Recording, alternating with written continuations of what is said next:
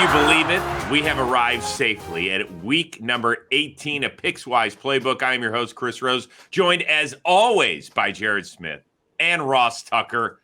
Did you ever think, Ross, that in all your years of playing football, you would hear me say, welcome to week 18 of the regular season? No. I mean, it was not even on the radar screen at all when I played from 2001 to 2008. I don't remember them ever discussing having more games. That was something they discussed over the last decade or so. It's kind of interesting that they got here. Now there's some talk that they might eventually get to an 18th game. I guess I would just say this. There's not as many guys injured for this week as people acted like there would be. It's not like this one extra game all of a sudden led to so many more injuries. I mean, it doesn't seem like it's had that much of an impact. Yeah, I do have a question for you. There's a few games this week where it's a team that is playing for a lot, whether it's positioning or just to get in, against a team that ain't playing for anything. And so, Ross, I guess I want to direct this to you. Are there guys that quit at the end of the year? Is there such a thing? Have you ever played with somebody where you're like, that guy did not give full effort? Like it was, because my buddy DeMarco Farr, who played 7 years in the NFL with the Rams, said there were U-Haul games in the beginning of my career when the Rams sucked. Like they had packed up the U-Haul, and the minute we were done, they were driving home. Wow.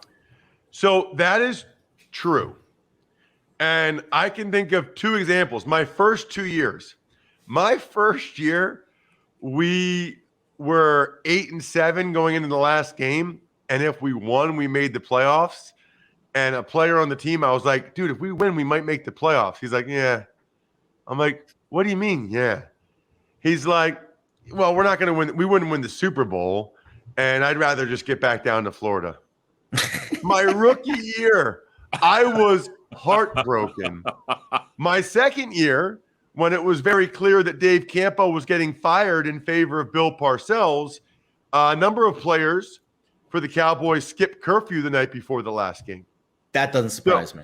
So I believe that everybody plays as hard as they can when they're on the field. It's really hard not to. Yes. Yeah. But the preparation during the week could be different. Although every year, one of these teams that's not supposed to win one of these games does. Yeah. Whether it's the team that's supposed to win is tight or the team that is playing carefree, like, hey, let's just go out there and play. And it always happens that there's some surprising losses. And so it's going to happen. I don't know which one it'll be, but I think there will be at least one. I don't think it'll be Jacksonville, but I think there will be at least definitely one. not. By the way, Jared, has your camera already? There's a little critter under my desk. Are they trying to go to Florida? No, there's. If you want, I can adjust it really quick. There's a little critter under my desk that's causing some havoc right now. He's a puppy. He's 4 months old. Can you please clarify that for everybody at home? I can bring up the dog if you want to see. He's really cute. Oh, he's so cute. Oh, But he wreaks havoc under the desk during shows, and I just want him to sit and chill and relax, and he's really not doing that right now. But hopefully at some point during the show he will. All right, good. Real quickly, I know you have a message for a lot of our followers out there, Jared. Yeah, of course. We want you to subscribe to the Pickswise YouTube channel. It is huge. And also, we are going to be giving away a free $100. If you subscribe, you have to subscribe first, and then you have to pick the game correctly. If you put it in the comment section, pick your best bet of the week. If that bet hits, and of course, you have to be a subscriber, Pickswise will pick one of those selections and give you a free 100 bones. 12:30 p.m. Eastern time on Sunday. That is the deadline to be eligible. And of course, make sure you download the Pickswise app. It is available on Apple and the Google Play Store. Plenty of betting insights available, not only for the NFL, college football, one game left there, and of course, NHL, NBA, college hoops. Take your pick. Very good. Let's get to it. Week 18 action. And we kick it off with a doubleheader on Saturday. First game, big-time implications for the Kansas City Chiefs. They lost last week on the road in Cincinnati. They're taking on the Denver Broncos in the thin air of Mile High area. They're currently the 2 seed. 1 seed is still in play. So if they win and Tennessee loses on Sunday against the Houston Texans, that means the road to LA runs through Kansas City. Overall, if you're looking big picture here, Jared, Kansas City has dominated this series as of late. They have won 12 in a row. Looks like Drew Lock's going to be under center again. So what say you? Yeah, the Drew Lock situation is not great. 28th in QBR last week. Only Big Ben and Baker and Tua had worse performances last week than Drew Lock. Meanwhile, the narrative for Patrick Mahomes this year has been relatively negative. But if you look back at the statistics over the last 9 weeks, now the first half of the season, he threw a ton of picks, but 2 straight games without an interception, no picks in 5 of the last 8. He's had no 2 interception games since all the way back in week 6 against Washington. So to me, Patrick Mahomes is playing a lot better than maybe some of the narrative thinks. And I know they've won a lot of games lately, but a lot of that's been their defense. The Chiefs defense since week 9, 8th in expected points added per play, that EPA number that you guys love so much. They're 8th in dropback success rate, but they're 27th in rushing success rate. And I think that's somewhere, if we get Melvin Gordon and Javonte Williams, who are both working through some injuries, if those 2 guys play this week, that's where I think Denver can cause some issues. These Saturday games are tough because it's like your first out of the gate. You know Kansas City has to win this game if they want to have a chance to be the top seed. But how motivated are they really, considering Tennessee has a very easy game on Sunday? So it's kind of a weird spot. I know they'll be up for this game, but how up for this game? How much do they want to put on the table, considering they will likely be playing another playoff game next week? So I would say the movement has certainly favored Denver, about a half a point towards the Broncos, but I don't really want to play this game just because laying a big number is not exactly a best case scenario for me. I can only lean to Denver here. You know, what I'm looking at right now, they're getting 10.5. It's a lot of points. I agree with pretty much everything Jared said about the Chiefs and the way they're playing right now. However, they did just get torn up by the Bengals. So you would think the Broncos would do their best Bengals impersonation. And I know they don't have all the firepower the Bengals do, but they got some receivers that they like. I mean, Tim Patrick, Cortland Sutton. What? Didn't you hear me? I said Drew Lock is starting. I didn't say Joe Burrow, who's not going to play for the Bengals this week, is automatically getting flown to Denver to play on Saturday. What I'm saying is I have faith in Vic Fangio as a defensive mind to keep the Chiefs score relatively low. I think it's like a 27-17 game. Okay. Something like that. Maybe 24-17. I'm just saying, if I'm not betting this game, but if I was, I would take Denver and the 10.5. You get me the hook, that's enough for me to lean Denver. Okay. 2 other quick notes. First of all, Mahomes had his worst passer rating ever earlier this year in that Sunday night win over the Denver Broncos. So you made a good point about Vic Fangio there. But here's the remarkable stat. He is 12-0 as a starter on the road in the division. Is that possible? Needs to play more road games. That's unreal. Denver's in a weird situation. You know, they had a ton of issues last week with their personnel, and it didn't work out well for them. And, you know, again, I don't want to say it's one of those, was it truck game? What did you call it, Ross? Pack up the truck game? No, I called it a U-Haul game. Chris called it a U-Haul game. U-Haul game. I mean, right, this is a U-Haul game. Joe Judge would call it Joe Judge would call it a golf club game. By the way, hey, Joe, 5 teams, 7 years, never once saw a guy before the last game have golf clubs at their lot. Like, just totally making that up. Like, really? I didn't see that this week. I mean, they might have golf clubs there like on their off day, but nobody has it like golf clubs there at their locker the last week of the season. To go where, by the way, Giants Joe? You're in New York. It's January. What are we even talking about? Well, sometimes I go to the 5-Iron Golf Club in the city. It's the indoor facility that I like a lot. Maybe that's where he was going. Let's move on to the nightcap on Saturday. Cowboys and Eagles. Both these teams are in. It's just a question of positioning. Dallas can be the 2, 3, or 4 as a champion of the NFC East. Philly can either be 6 or 7. We don't know about Micah Parsons, whether he's on the list, off the list, come late kick on Saturday. Now, let's remember, Dallas demolished the Eagles back in week 3, but the Eagles were a totally different team. They were passing all the time. Nick Sirianni didn't know he was allowed to run the ball as much as he does now, where they're actually the number 1 team in the league in rushing. I think both these teams, Ross, have something to prove, though. Like, even though they both punched their tickets and we're just talking about playoff seeding, I think they both have something to show here. Am I wrong? Yes, you are. Well, I don't think the Eagles. I think the Eagles are going to rest some guys Agreed. and maybe a bunch of guys. They put 12 guys on the list on Monday, and while those guys can come back in 5 days, they don't have to bring them back in 5 days. And the beauty of having guys on the list is you can move guys up off of practice squad to replace them. You're not One shorthanded. of the issues with sitting your starters in the last game typically is that you're only allowed to dress 46 guys. I think it's 48 now, but you're only allowed to dress 48 guys. So you can't sit everybody, right? Well, you can sit a lot of guys if you've got 12 guys on the list and 12 practice squad guys moved up. You can sit a lot of guys. So that's a distinct possibility, I feel like, for the Eagles. The Cowboys say they're playing to win. We'll see. Micah Parsons was put on the list on Wednesday, and he's not going to make it. The 5 days won't work for him, so he won't be able to play. Now, the flip side of that is the Eagles' backup quarterback, Gardner Minshew, he's good. Like, Gardner Minshew, if he's playing, he's going to go out there and be like, Saturday night, prime time, let's do it. I'm going to light these boys up. So that's something to keep in mind for these. In general, there's two schools of thought with all these Week 18 games where you're questioning motivation.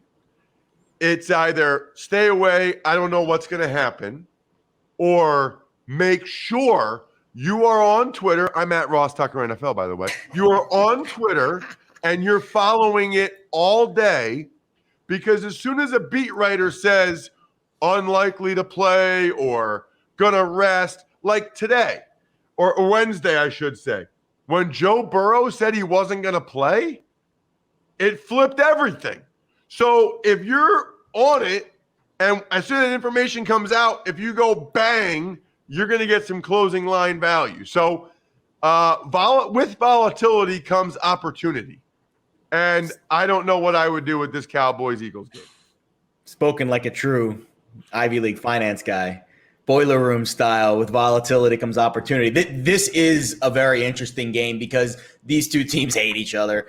The first game this year was a blowout. And if you look at Gardner Minshew, if it is Gardner Minshew this week, his one game this year was against the Jets. You're facing a Cowboys defense that leads the league in EPA per play now.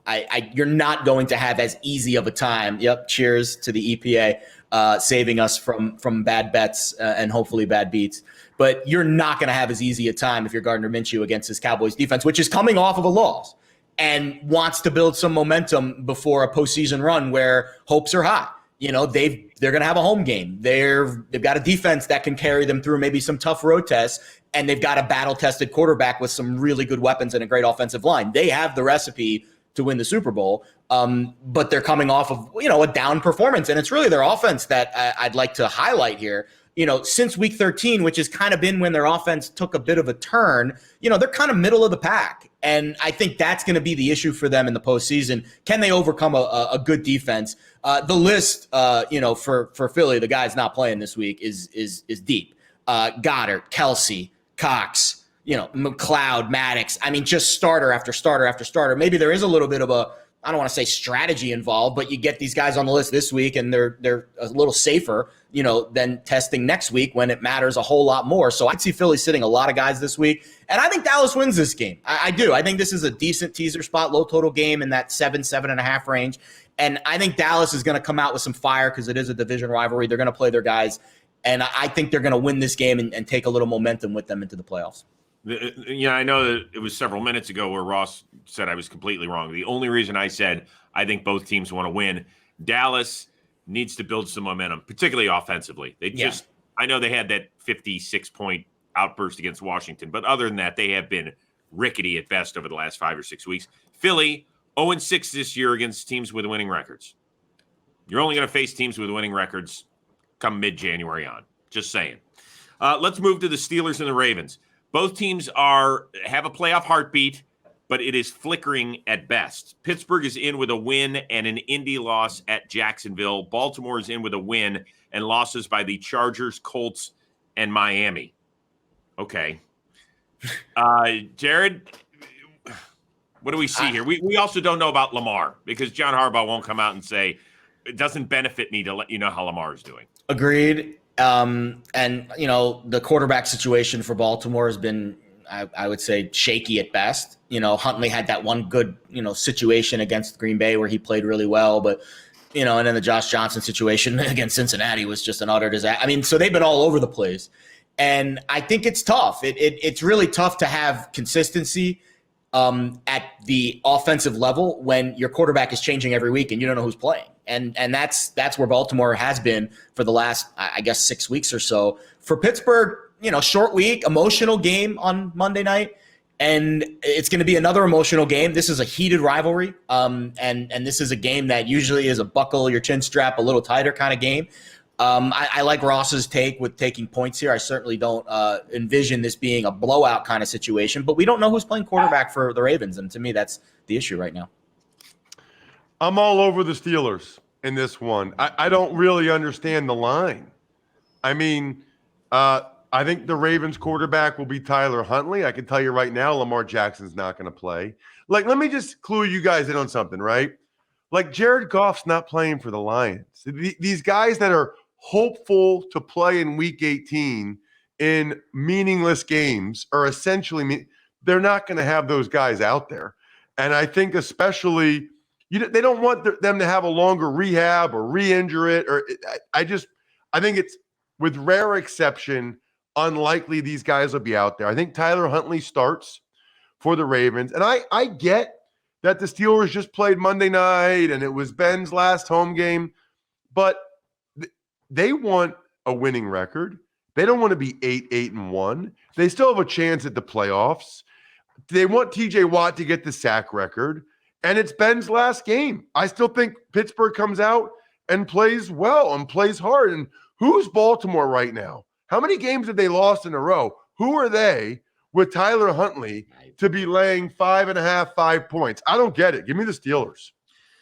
Real quickly, here's your first trivia question of the day. Got a few of them in their last regular season episode. Big Ben now has the record for most seasons in the NFL without a losing record. It's at 18. Who is second on that list? And I'm going to have to give you a clue because I don't even know if Jared knows this person, to be honest with you. So, Ross, this is really on you, Brainiac. Offensive lineman. Favre buddy. Frank Winters. Frank Winters is correct. Wow. How do you do that every week? Well, I thought the second clue was kind of I got a big brain. Clearly, a lot of head Favre there. buddy was a dead giveaway, but yes. Yeah. So he has 16. That's amazing that Frank Winters is second in line. It's a good one. Pat yourself on the back, Rose. Good job. All right, here we go. Battle of Ohio. Bengals, Browns. It's the backup bowl. No Joe Burrow, no Baker Mayfield in this one. Good luck. Even though the Bengals still have not a great shot at being the 1 seed in the AFC, they need to win and get some serious help, but it is still live. Of course, that could end on Saturday when the Chiefs win, so it doesn't really matter. Ross? I got the Browns on Tuesday getting 3 points, and it wasn't at jaredsfakelines.com. That was actually the line. Wow. After the Baker Mayfield news, before the Joe Burrow news, the line swung tremendously. Doesn't really help you guys now. But I could only lay the points with the Browns. If Burrow's not playing, I don't believe we will see Joe Mixon, who went on the list on Tuesday, but could theoretically be activated still on Sunday, a la Carson Wentz. But are they really going to do that? No. Joe Burrow's they're really going to have Mixon not practice all week and then have him fly separately to Cleveland from Cincinnati? And no, he's not going to play. And which means I highly doubt Jamar Chase plays, although I think he's chasing, get it, a record of some sorts. Doesn't matter. Just lay the points with Cleveland. In case Keenum I trust, since Baker bailed with 1 game left. Baker was awful on Monday night. Wait, Baker, hold on. Can I stop you? I'm not a Baker apologist. He didn't bail. The game means nothing. He needs surgery. Get him out. True. Hold on a second. Monday night's game meant nothing. They were eliminated. Why did he play? I don't know. It's a great question. He shouldn't. That have is a played. good question. And I'm fine with him not playing and getting surgery. He doesn't get credit then for toughing out the injury with his team all year. Like, to me, you think 5 days makes that? He hasn't even had the surgery yet. So 4 days makes that much of a difference. Well, and I don't like the way he presented it. I'm going to talk to my agent and my family. Hey, dude, are you still on a team? I can't remember. I mean, and you're under contract next year. They're not part of the discussion at all. He really has annoyed me this year and disappointed me on and off the field. And I'm not a big fan. There's no logic in him playing Monday night, but not playing in this game. okay, that's fair. Yeah, the on the field is what I can assess a little bit better, and the numbers are awful. He's a bottom 5 quarterback the back half of the year. Completion percentage God. over expectation, EPA per play. I mean, you name the metric, he's a bottom 5 quarterback. And I think when you look at this team overall, if you really want to bet Cleveland, they're better with Case Keenum. Period. End of story. The line actually moved in the Browns' favor when it was announced that Keenum was playing by half a point. Well, he's only played 1 game this year. I don't know how you can say he's better. I think it's because of just the perception of how bad Baker's look. I mean, I don't know if he's better. He's probably not playing as well because of the injury. I would hope, but he missed some reads on Monday night that were like David Njoku just like wide open over the middle of the field, and it's like a simple concept of a progression. And as a quarterback in high school, they taught me middle first, then low, then high. And he just throws the high, and it gets undercut for the pick. I don't understand what he's looking at. So I think the Browns are better without Baker this week. I agree that they're probably going to be a little more motivated because of how embarrassing the last couple of games have been and because of how they've played down the stretch and because the Bengals are going to be sitting likely most of their starters or as many starters as possible.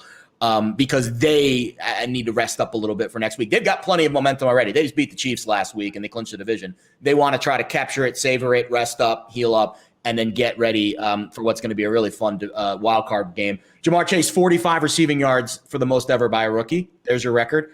And he needs 4 touchdowns to tie Randy Moss. That's obviously not going to happen. But the 45 yards certainly could happen. And I think that would be an interesting prop angle this week. Maybe the number goes down because there's no Burrow. But if Jamar Chase plays, if that number is anywhere in the 40s or 50s, that's an interesting prop angle for you this week. And we do have some contract incentive props that are going to be very fascinating once numbers do come out. But no numbers yet. We'll just give you the kind of theories behind the numbers. But I definitely think the Bengals are going to be sitting as many people as possible this week.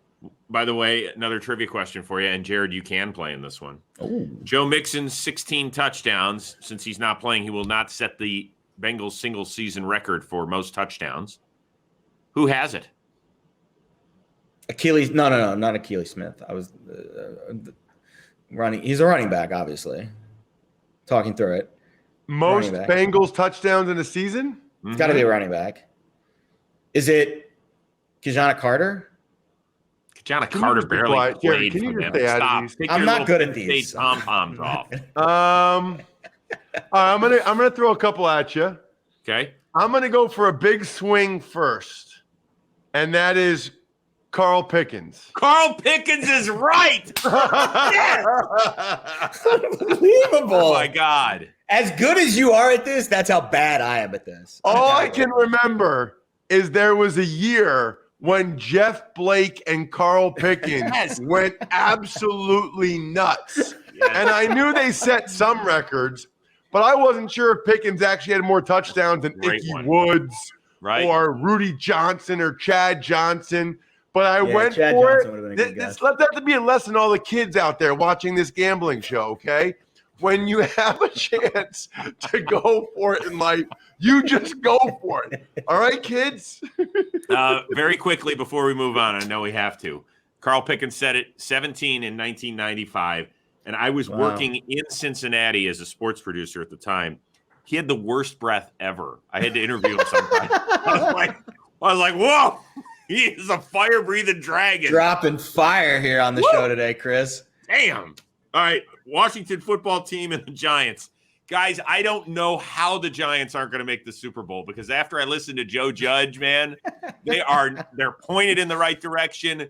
Every guy who used to play for the Giants is going to ask to be let out of his contract so he can go back and join the greatest coach in NFL history as they continue to climb the mountain. I cannot believe the stuff I heard. You know what's funny? He really has tried hard in the last 7 to 10 days to keep his job, like to talk himself into keeping his job. And he's actually done the exact opposite. 100%. Like if he had just been normal and not said anything, I think he had a decent chance to keep his job. Now he's like a punchline and a joke, and he won't. He's talked himself out of a job these last couple weeks. In the dating world, we call that trying too hard. Oh, dude, it's like the scene in Swingers where John Favreau keeps calling the girl and leaving the voicemail over and over and over again. Trying way too hard. No chill, don't ever bro. Call me again. No chill. All right. How about the game, Ross? I love Washington. You know why? Because the Giants stink. I mean, they are terrible. They are painful to watch play the sport of football. I mean, at least Jake Fromm will play, but the Giants are so bad. They know their coach is getting fired. Washington, those guys played Philly tough. They're up 16-7 at halftime. Heineke played pretty well. They could have easily beat Philly. The Giants laid down against the Bears. I'll lay the 6.5 with the football team, and I think they'll cover probably easily. All right, quickly on this one, nothing Jared. to do with this game. I didn't even prep it. That's how bad this game is. It's so awful. I didn't even write any notes on it. I'll read the notes that our producer Justin gave. The Giants have scored 0 or 1 touchdowns in 7 of the last 8 games. Jake Fromm had a 19.5 QBR in his lone start this year. I mean, Ross is probably right. Washington probably wins and covers, but this is just getting me away from this game. All right. Let's move on to the Jets and the Bills here. Bills, AFC East champs with a win. They could still be anything from 2 to the 7 seed in the AFC. That shows the volatility that could happen between Saturday and Sunday. All right, Jared, the Bills are interesting because they've won all 10 of their games by at least a dozen points. Yeah, in the first matchup between these two teams, the Jets were coming off of one of those wins, and they thought we were going to keep it close, and they just did not. It was a blowout. And the Bills are highly motivated to win this game. I mean, they won't know anything about their situation because they're all playing at the same time on Sunday. So they have to go into this game acting like it's a win or not go home, but obviously they want to win the division. They want that home game in the AFC East. And I think when you look at this Bills team, top to bottom, I have nothing bad to say about them. EPA per play this year, offense 4th, defense 3rd. Only the Bucs are in top 5 in both categories, and the Bucs are seeing a little slippage because of their recent play. The Bills right now, I would say, the most balanced team in the league. The Jets, not the most balanced team in the league. They've really struggled, but they showed a lot of heart last week. The Jets are going to be in this game. They're going to try to, show up. They've got a head coach that's got a lot of rah-rah fire in him. But I think overall, this is either Bills or pass. Contract incentive alert, though. Stephon Diggs needs 6 receptions for a $658,000 payday.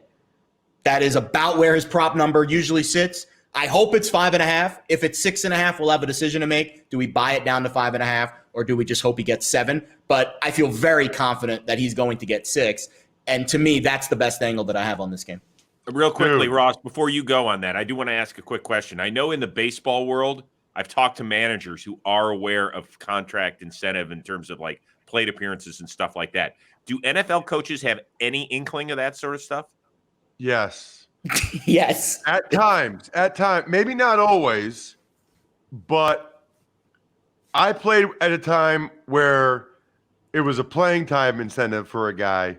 And I want to say it was like $1 million, $1.5 million. Whoa. And I believe we were not very good. I believe the head coach was told, don't play this guy a ton in this game. And so he wasn't.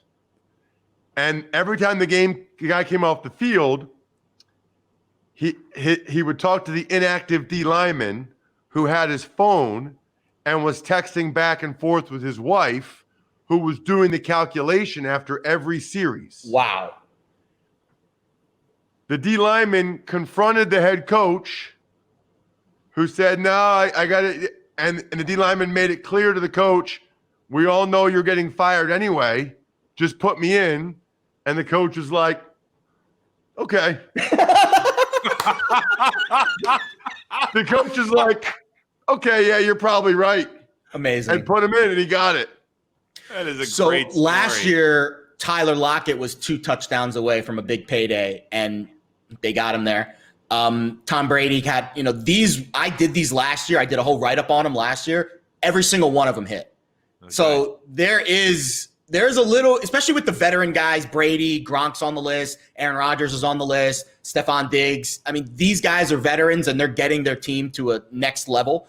Yeah. I think, especially with players, coaches like a Pete Carroll in Seattle with Tyler Lockett, they're going to lean on that. And these can be a very, very interesting trend this week. That'll be fun. Ross, quickly, anything on this game? Yes, I like the Jets. That's a lot of points. The Jets are playing well. The Jets are scoring 2 touchdowns in all these games. They were right there. They could have beat the Bucs. 16.5 points. They play for Salah. I like the Jets. I know the Bills have won a bunch, blah, blah, blah. Look, once the Bills are up by 2 touchdowns, they're going to start pulling guys. They're not going to try to go for the kill and win by 20-some. I like the Jets.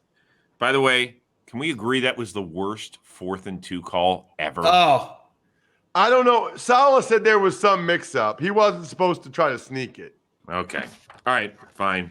Pats and Dolphins. Once again, if the Bills lose and the Pats win, Pats are champs of the AFC East. So this is a big game. Both these are really big. By the way, New England's also still alive for the number 1 seed. Like, a lot has to happen. Basically, like Kansas City, Tennessee, Cincinnati. The Bills all have to forget to set their alarms. But still, it could happen. Now, we know that the Pats, even when Tom Brady was there, never played well in Miami. Under Belichick, 9-12 there all time. Jared, quickly on this one. Yeah, Mac Jones first in QBR last week. Yeah, it was against the Jaguars, but he was, very on his game, and Tua was dead last in that category. In a tough spot on the road in Nashville, bad weather against the really good Titans defense. I think the disparity between where New England's offense is with a rookie quarterback and Miami's offense is with a second-year quarterback, I would say they're pretty much even, maybe New England slightly ahead because they run the ball better. And obviously New England's defense is better. This is a tough game to pick because I do think the Dolphins kind of have the Pats number. They played them tough early in the year. They beat them a couple years ago in a spot similar to this where the Pats needed to win and get in and clinch a spot, and the Dolphins knocked them down. So this is a pass for me, but I would probably lean taking a full 7. Absolutely. Now I'm seeing, as we're recording this, the line down, Miami getting 6.5. I got them getting 7 on Tuesday. Little closing line value there for you. Everything you guys said about the Dolphins, how they play the Patriots typically at home. Look, this game matters a lot to Brian Flores, who came from New England. He wants a winning season. It means a lot to Tua. There's a big difference between having a 1-game blip against the Titans versus finishing with 2 really bad games against quality opponents.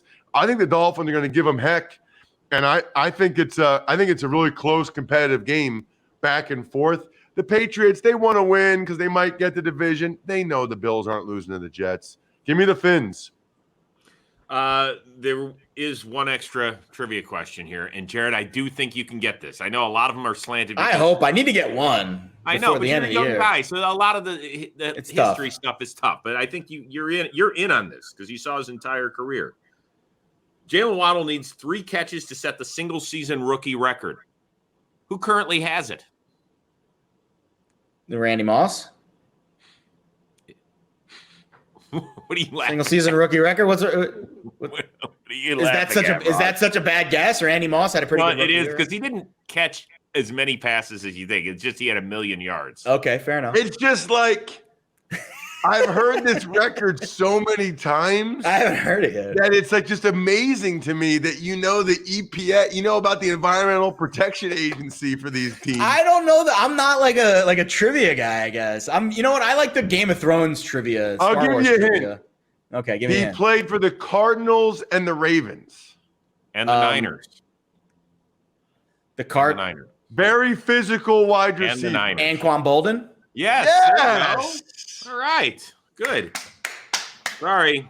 You know what, Jared? I'm not doing this to make, It's okay. I have way. It's great for the show, though. It makes Jared look terrible and me look great. I love the trivia. True. It's okay. We got to do something to flip the actual records in the gambling standings. Oh, boy. I knew it was coming. You've been saying I have to. I'm getting crushed all day here. No, it's good. That's exactly what you should say in that situation. Perfect. All right.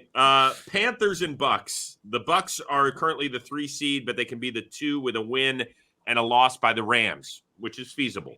I'm going to have a hot take here and say that the worst team in the NFL is playing in this game, and it's not the one with Tom Brady under center.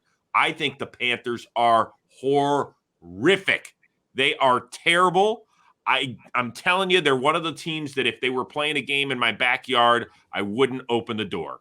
I just cannot watch them play offense anymore. Their defense is fine, whatever. I can't do it.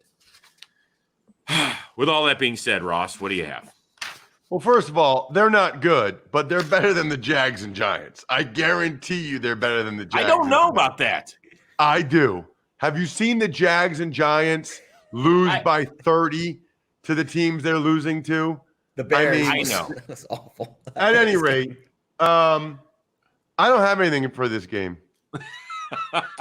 I really don't. Like, there's too much unknown about how long the Bucs will play for me to really bet. I think they are going to start the game.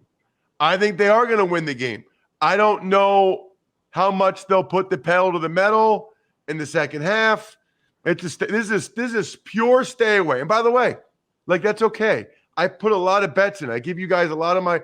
It's important to note if I don't have a strong opinion and I'm not going to do anything with it, I'm not going to do anything with it. Agreed. And I think, honestly, this is the week where less is more. This actually does interest me from a teaser perspective. It fits those criteria, 7.5 down to 1.5, low total game. Carolina, you're 100% right, Chris. Inept is the word that I have in my notes. 31st in EPA per play this year on offense. They're middle of the road, though, on defense. They're not a terrible defensive team. There are some interesting milestones that we need to talk about. Mike Evans needs 54 yards for 1,000. That would be his 8th consecutive season of 1,000 receiving yards. That's something I would imagine that Tom Brady will get for him. And on the other side, at the tight end position, Gronk needs 7 catches for 500K. He needs 95 yards for another 500K. And he needs 3 touchdowns for another 500K. I think that one's probably too far out of reach. But 7 catches for 95 yards, certainly not out of reach, and that would be $1 million payday for Gronk. Not bad for one day of work. Let's stop with everything else. Let's cut through the BS. Imagine the party Gronk is going to throw with the extra 500 to $1 million bones. Imagine the party. 100%. Brady's got some contract incentives too. He's actually in the top 5 of most of the categories that he needs to be in the top 5 for. Touchdown passes, yards, completion percentage. But passer rating, he's 8th. And if he gets into the top 5, he gets $562,000. So doesn't Brady lead the NFL in yards and touchdowns? Yeah, so he's already getting he's already safe. I guess my question is, like, why is it such a no-brainer that Aaron Rodgers is the MVP? We can talk about that at a different time, but no. Well, you know why? I mean, if he has more touchdowns, more yards, they have one less win. Ross, I don't know. Because of the Kansas City game, because we saw how inept Green Bay was without Aaron Rodgers. And he's also played the whole half the year with a broken toe, and he's had his best 2 defensive players and his best left tackle out. Nobody cares about the toe. That doesn't count. Okay. Injury doesn't count, and that should count against Aaron Rodgers, not for him. He missed a game that his team lost. No, but you can't erase watching how poor they were offensively without him. He didn't play in one of 17 opportunities that you get to play for your team. And by the way, Blaine Gabbert, I promise you, would suck ass if he played for the Bucs too. So what difference does that make? But we haven't seen it. We haven't seen Blaine Gabbert this year. Because That's the Brady one backup doesn't we miss any haven't seen. games like Rodgers does all the time. Fascinating conversation. The market says Rodgers is going to win the MVP unless all of the voters, decide like the Chicago gentleman that doesn't like him because he's a jerk, which don't even get me started on that. I know, Chris, you deal with it with the Baseball Hall of Fame voters. It's a total disaster. So there's a narrative that the Bucs actually haven't been playing that well, which is fair. They're 1-2 against the spread over their last 3 games, but they were 4-0 prior to that. And since week 9, back half of the year, with those weighted metrics we like to talk about, they're top 10 in all categories. Brady's top 10 in all the analytical categories, offensive, defensive categories. They're top 10. They're a good football team, and Carolina isn't. The Bucs, again, need some momentum heading down the stretch. They came off that brutal 9-0 loss to the Saints, and then they didn't play well last week. Probably should have lost to the Jets. Just like the Cowboys after that Cardinals loss. They need some momentum. I think they'll play well. I think the starters will play into this game, and I think Brady's going to get Gronk and Mike Evans his looks. And I think, again, teaser spot here with Tampa Bay, just winning the game against Carolina. All right, Titans, Texans. We know what's on the line for Tennessee, the number 1 seed if they win. Few things to keep in mind. Derrick Henry, we don't know if he's going to be activated for the game. He's been designated to return. He's not officially all the way. What are you shaking your head about? He's not going to play in the game. Okay, that's fine. I just have to report the news. Don't get mad at me for reporting the news. Number 2, this is a fact. The Houston Texans beat the Tennessee Titans in Nashville earlier this year. Now, I know the Titans basically outgained them double. They turned it over 5 times, so the odds of that happening again. But it's a big number here still. And Houston, even though they didn't look great up in San Francisco last week, we can all agree has been playing better football, Ross. They have been. They got a raw deal in San Francisco with that interception, and they said the forward progress was stopped. That was garbage. That cost me my Texans bet last week, but I'm not bitter about it at all still or anything. I like the Texans. I don't think the Titans are that great. And again, they're not like motivated to win by 17. They're just motivated to win. Yep. And I think the Texans will play fine. I think this game is, again, 27-17. Texans win with that little hook right there. Little revenge fact. Tennessee did lose this game to Houston. And so maybe that is seeping into the minds of some of these Titans players. Offensively, weighted back half of the year. Titans offense isn't very good. 23rd in rush success rate. That can be explained with the loss of Derrick Henry. Just 13th in dropback success rate. So they're not a team that's really pushing the ball down the field. They're not running it well. Defensively, though, top 5 across the board. The Titans defense back half of the year is a top 5 unit. Yeah, Mike Vrabel really has them playing at the peak level because, personnel-wise, there are teams with better defensive personnels in the league. But I think Vrabel's scheme and he's got these guys playing together. They are ready for the postseason. They've had some tough, gritty wins down the stretch. I think they're ready for the playoffs. And Vrabel doesn't take me as the kind of guy to take any game lightly. So I don't think this is going to be a coast and cruise game against the team that beat you a few weeks ago. I think Tennessee is going to be up for this game. On the other side for Houston, Davis Mills' numbers, I know he's looked okay and he's had some good stats, but the analytics don't say that. 30th in adjusted EPA per play since week 9. So it's, he's a bottom feeder kind of quarterback. On the other side, or in the backfield, I should say, for Rex Burkhead, this is the angle to watch. He needs 103 total yards for a $125,000 payday. That's the angle that I would look at this week with the Texans. I would take Rex Burkhead. I try to find a yards combination that suits that number because I think, again, a veteran guy coming in did a lot to boost that offense down the stretch. Burkhead's a guy I think they're going to try to get the rock to. Okay. Seahawks and Cards. Cards still in play to win the NFC West. That's with a win and a Rams loss at home against the Niners. Something that's really interesting. The Cardinals 8-1 this year on the road. They are 3-4 at home. I know you want to be champions of your division. I know you want to get a home game. But as we saw last week in Dallas, which could be a real matchup, a 4-5 matchup, I don't think that this team minds going on the road come playoff time. Jared, I think you're agreeing with me. I agree. I'll be honest. I think Arizona. I don't know. Being home does matter a little bit. I think they have a decent home field advantage at the big toaster there in It sure as hell Glendale. doesn't seem like it. They're 3-4 at home. That's a small sample size, though, and those are tough games. One of those games is for the Packers on Thursday night. It's only 7 games. It's basically your entire season. They've only got one more sample. Yes, in terms of the season, it's a big sample size, but like long haul, it's not like they're an under 500 team over the last decade at home. It's just one season. I think Arizona is probably playing better than maybe some of their metrics say over the back half of the year, but the metrics aren't great. And I think overall, Seattle's actually playing pretty well. Russell Wilson's ranked 3rd in QBR last week, and the Seahawks offense since week 13, which is when they've kind of perked up a little bit, they're 5th in offensive EPA per play. So the Seahawks offense actually playing pretty well. This feels like a high total game. 48. Ross, you're going to finish that drink before the end of the show, bud. I'm going to make sure you do. I think Wilson, your EPA. It's my favorite statistic at this part of the year. It really does tell the story, I think. Wilson, I think he's going to have success in the passing game. I think the Cardinals' defense is really the struggle here. And I think the Seahawks don't run it a ton, which is kind of interesting because the Cardinals are first against the run in EPA per play. There you go, Ross, one more time. But they're not great in drop-back success rate. So this is a good game for Russell Wilson. Tyler Lockett needs 2 touchdowns for $1.2 million.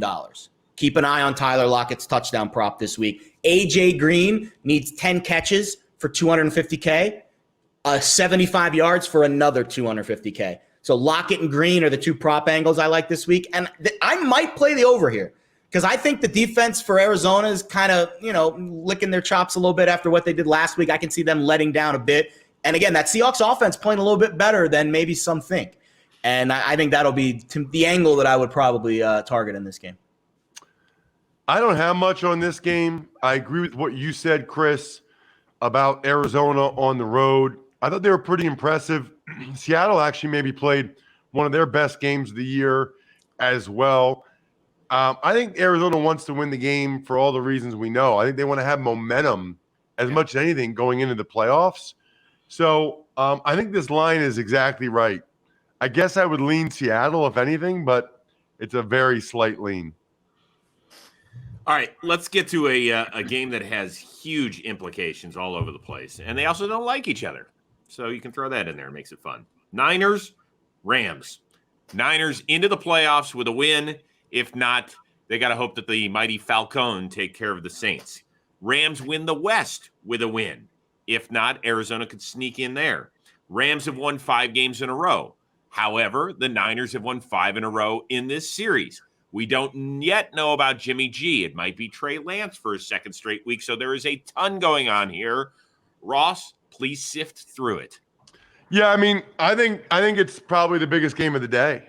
I'm going to be in Vegas for Chargers Raiders. I'll be calling that one for Westwood Name 1. proper. Looking forward to it. Win and in scenario, unless they just both take a knee the whole game, like people are talking about, and tie. That would be unbelievable. Like, let me just tell you, you would be amazed at some of my comments and how entertaining I will be on Sunday night if they both just take a knee the entire game. It's not happening. It's not happening. We'll say that's the last Roger game Goodell would be on the field throwing a riot. He would be. Of course, it's not happening. Although it would be, it would be, that would be something. But no, not happening. Niners Rams, though, is the game with the most at stake, like Chris said. Man, this is a tough one. Matthew Stafford hasn't been playing that great. He was good in the second half, but he's had some really bad turnovers the last couple games. Horrible. He doesn't strike me as clutch. But then you got Trey Lance, who I thought was pretty good last week, but I don't know if he's ready for all that smoke in this game. I guess I would lean Niners, but again, this is not a play for me or a strong feeling. Market says Niners. Early action towards San Francisco for sure from 6.5, and we've seen it move down to 4.5 in some spots. This rivalry's been very one-sided. The Niners, the Rams haven't won in this rivalry since 2018. 5 straight the Niners have won. So I think the Rams will be fired up for a divisional game. Stafford, you're right, hasn't really played overly well. I think the strength of this Rams defense, obviously the defensive line. We heard Von Miller come out this week and say he hasn't been seeing as many double teams over the last few weeks. And, that certainly is going to be the case when you have Aaron Donald and Leonard Floyd opposite you on that defensive line. But the Niners' strength of their team is Trent Williams and that big offensive line. So that's going to be the interesting kind of dichotomy here. The Rams got smoked in the first game. This was the Monday night just absolute massacre where the Niners jumped on them early. Stafford threw a pick six.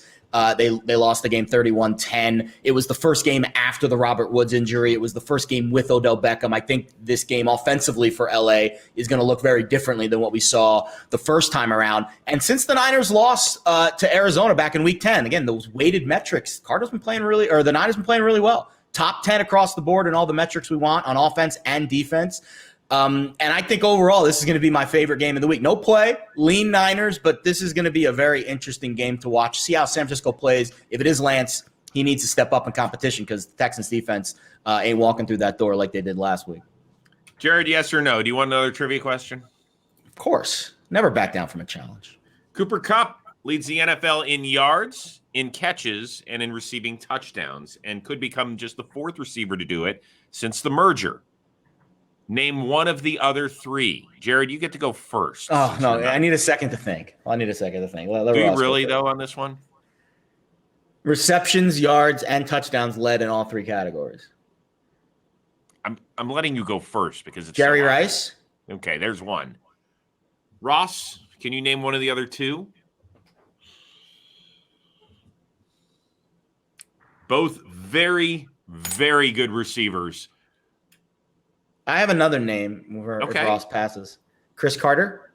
It's a great guess, but it's not because all he did was catch touchdowns. It's true. Receptions, yards, and I have another touchdowns? guess. All in one season. Terrell Owens. No, it's a great guess. Mm. Neither of them are in Canton. Oh. Yet. I've Marvin seen Harrison this pop up recently. I think Marvin Harrison's in Canton.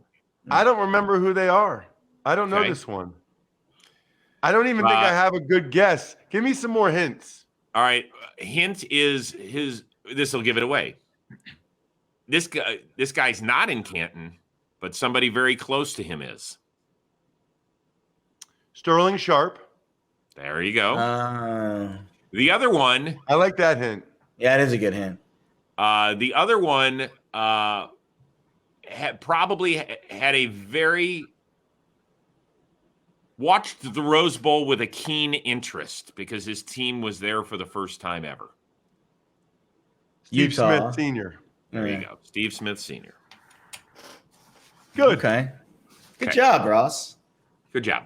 I like giving hints. The hints is actually the fun No, part. the hints are fun. Yeah, the hints make it interesting because you're framing them in a certain way, for sure. Saints and the mighty Falcon. I don't know why I do this during my highlight reads on NFL. I call them the mighty Falcon all the time. I have no idea where it came from, but I just love it because it just makes me laugh. And that's what Dennis Miller used to do. Doesn't matter. Saints are in with a win and a Niners loss. Let's remember, Falcons beat the Saints in Week 9. That was the first game without Jameis Winston.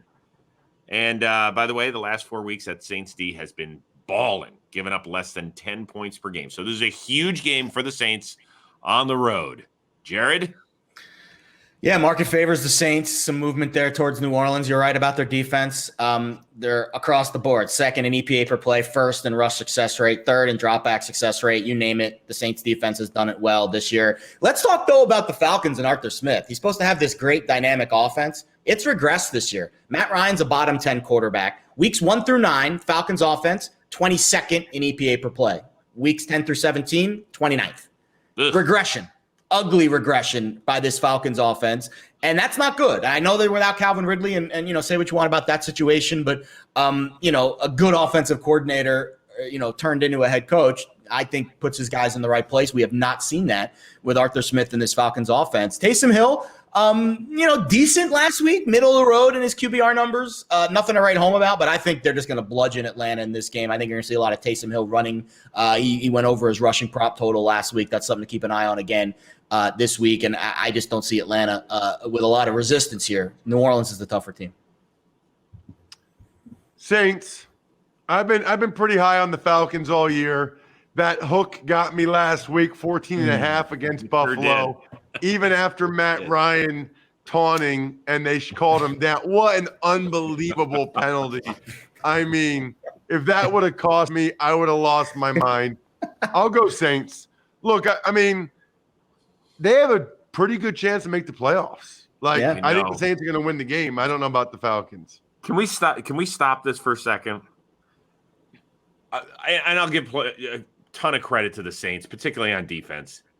I cannot watch the Saints offense. It's really tough to watch. January game. I don't want to do it. So I'm rooting for the Niners in the biggest way possible. And if that doesn't work out, Falcons, please do something. I'm sorry. I have nothing against the Saints as an organization. I just cannot watch them play offense the way they're constructed right now. I don't want to do it. And I can't waste a January afternoon where I want to be fired up about football and watch them. That'll be the Monday night game. They're going to put the crap playoff game on the Monday night slot. I'm not so sure about that. No, not for sure. Okay. Saturday the best 4. That's a Saturday. Are you new here? The worst. No, but we Saturday. never had a Monday night Saturday game at 4. before. There's a So new what? slot now. Monday night's a second. terrible TV night. Saturday, the first game out of the gate was always reserved for the Houston Texans. But so the Monday night doesn't change that at all. Not one bit. Okay, No, fair not enough. at all. Fair enough. Ross and I are gonna give you a TV 101 class shortly here. Thank you. I need it. All right, let's get to the game. Ross, who are you calling the Sunday night game with? Ryan Radke. Looking forward to it. Okay, here we go. Chargers and Raiders. It's not automatically. It is winning in, but there is a scenario where the Raiders could be in prior to kickoff. It's losses by Indy and Pittsburgh. But don't bank on it. That would mean we could have the 7th winner-take-all game to end the regular season on Sunday Night Football since it started in 2006. The last time was when the Colts beat the Titans in that monumental 9-6 game in 2018. All right, Ross, I'll give you first bite at the apple since you're calling it. Yeah, I mean, listen, the Raiders are kind of on a roll. They've won 3 in a row. I've been impressed by the way they played, their leadership, all the off-the-field distractions to come through. They've been winning close games. That was an impressive win on Sunday in Indianapolis. They could be getting Darren Waller back. It sounds like they will be. They're playing at home. I don't know who the Chargers are to be laying 3 points on the road. Give me the Raiders. Yeah, no, that speaks to it. The Raiders 3-0 in their last 3. Why? I think Josh Jacobs' big reason why. He's averaging 20 carries per game during that stretch. And what do we say about this Chargers defense? They were a little better against the run last week, but they didn't really have much, passing game threat with Drew Lock under center, so they were able to stack the box. They're not going to have that, luxury this week because Derek Carr is playing very well, too. In the back half of the year, since the Henry Ruggs dismissal, he's a top 10 quarterback basically across the board in all the analytical categories we like to look at. The Darren Waller news is huge. That is a monster get back for this Raiders team, and I think they're going to be able to run the ball effectively against this Chargers front. Now on the back end, the Raiders, and it's kind of funny, the way that this Raiders team plays, it's kind of old school football. They stop the run really well. They run it well. They're good in play action. They've got a beast tight end. And they're overcoming a lot of those off the field distractions that really have plagued them this year. It's been an impressive second half of the season for this Raiders team. And if you want a spiritual angle for this game, I know it has nothing to do with the handicap, but this team kind of embodies John Madden's spirit. I mean, again, tough nose, run the ball, play defense. They got that very emotional win on Sunday. I think they carry that over this week. You're getting a full 3 points. And I think that's the only way to play this game. It's going to be interesting on the coaching front.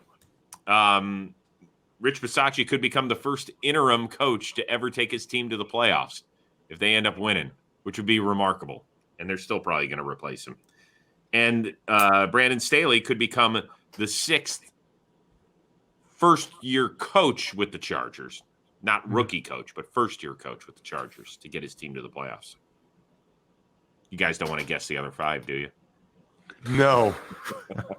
Be here all day. McCoy, North Turner, Bobby Ross, Eric Coryell, Sid Gilman. Never would have gotten any of those. Maybe Yes, Bobby you would have. Ross. No. Yes, I would have give me gotten like a several, million but who hints. cares? Yeah. Okay. All right. That's because I just checked my watch. What time is it? Teaser time. Yes, it is. Ross? Jingle.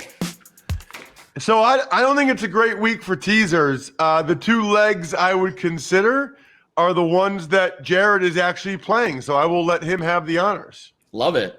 Tampa Bay, 7.5 to 1.5. We told you about all the contractual reasons why the Bucs, I think, will be engaged in this game, especially early. And Chris gave you all the reasons why the Panthers are a straight fade right now, and they cannot be trusted to win a game. So I think moving Tampa Bay to under a field goal is a very strong play. The Micah Parsons situation going on the list this week scares me a little bit with the Cowboys. But Philly's situation is much more dire, and they actually, even before their reserve list situations popped up, they were probably going to rest a lot of starters anyways. And I think Dallas needs to get on the right track, back on the right track after losing last week. So moving Dallas from 7 to 1, low total games, moving it through those two key numbers. Those are about as textbook teasers as I can give you this week. Okay. Well, guys, we have arrived at week 18. I cannot believe we've done it. But we hope that all of our viewers and our consumers out there have enjoyed the ride, because we certainly have. But this does not mean we are saying goodbye, because we are here for you throughout the playoffs. And that's when things will really, really get fun, because we're going to do some serious deep dives on games. You guys looking forward to that next week? Absolutely. Ross, what are you going to do when you can't go after the Lions or, He's going to bet the dogs in the playoffs. It'll probably be the underdogs for the most part. Yes. There's some teams that I'd be interested in fading. There's a couple of teams that may be a little too overvalued that we'll, I'm sure, discuss next week. Well, listen, best of luck, everybody. For Ross Tucker, for Jared Smith, I am Chris Rose. Thanks very much for tuning in to Pickswise Playbook. And now, go win some dough.